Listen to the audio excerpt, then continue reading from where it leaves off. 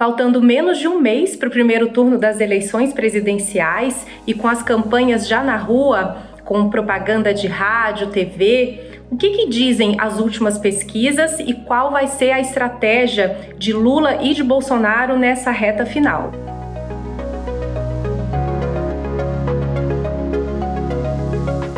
Olá, eu sou a Júnia Gama, analista política da XP, e estou aqui para conversar com vocês do que vai ser importante nessa semana tão fundamental. A gente entra aí praticamente na reta final da campanha eleitoral, já faltando menos de um mês para o primeiro turno das eleições, e temos alguns pontos importantes que vão acontecer nessa semana. O primeiro deles eu vou destacar o 7 de setembro, que vai acontecer nessa quarta-feira, e tem muita expectativa sobre esse momento, porque a campanha do presidente Bolsonaro espera fazer um grande ato de campanha, um grande ato cívico por todo o país, principalmente focando em Brasília e no Rio de Janeiro, para que seja uma demonstração de força. Existe uma grande expectativa sobre a capacidade de mobilização, monitorando redes sociais e movimentos da militância bolsonarista. A gente imagina que sim, vai ser um ato bastante robusto, mas existe uma preocupação também, uma preocupação de que esse momento seja usado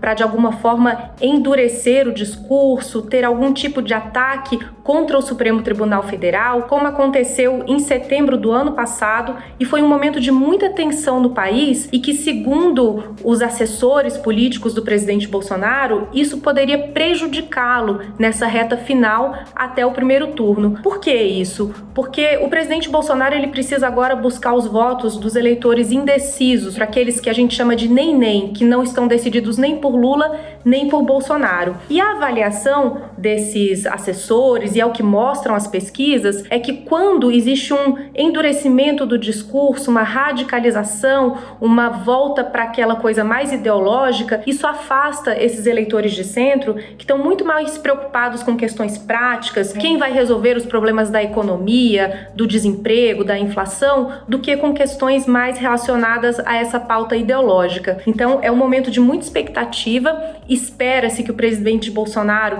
ele mantenha uma postura mais moderada, mas que seja sim um grande ato. Ele está sendo inclusive aconselhado pelos políticos próximos a ele a tirar o pé do acelerador, a convocar atos que sejam a favor da liberdade de expressão, que é um tema um pouco mais amplo, é um tema menos de uma pauta específica e que pode assim ajudá-lo a capitalizar o momento. A gente está vendo indicadores favoráveis ao governo, com deflação, com diminuição do desemprego, com o pagamento daqueles vários auxílios, do Auxílio Brasil em R$600, do voucher caminhoneiro, voucher taxista, ou seja, uma série de medidas que vinham sendo tomadas pelo governo, que começam a ser sentidas, mas que até agora não respaldaram intenção de votos para o presidente Bolsonaro. Isso é outro ponto que eu queria conversar aqui com vocês. Na semana passada a gente teve 8 pesquisas de intenção de votos publicadas, e em todas elas o que se viu foi uma certa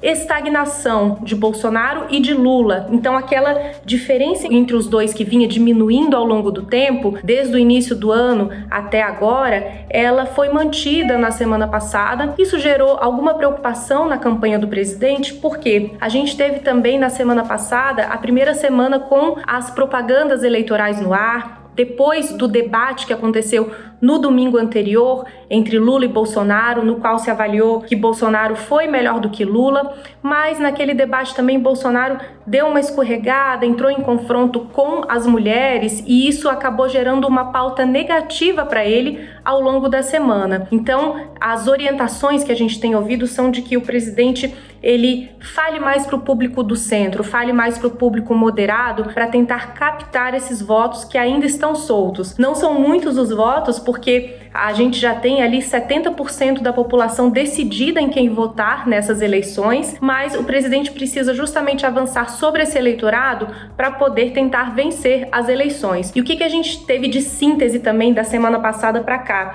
Os 2 outros candidatos que estão fora da polarização Lula e Bolsonaro, que são a Simone Tebet e o Ciro Gomes, eles têm tido um desempenho avaliado como muito positivo, tiveram um desempenho positivo no debate, tiveram um desempenho positivo na participação deles no Jornal Nacional e eles vêm crescendo pouco a pouco nas pesquisas. É claro que isso não vai ser suficiente para que eles quebrem a polarização, tirem ou Lula ou Bolsonaro e entrem numa disputa no segundo turno. Isso não está próximo da realidade, mas o fato deles estarem mantendo uns percentuais e até crescendo quer dizer que essa disputa, muito possivelmente, ela não se encerrará no primeiro turno, que era uma estratégia que o ex-presidente Lula estava desenhando. Ele tentava captar os votos do Ciro Gomes, da Simone Tebet, os votos que estavam soltos, para tentar vencer no primeiro turno. Então, essa estratégia se torna cada vez mais distante, cada vez mais difícil de ser realizada, e Lula também, por sua vez,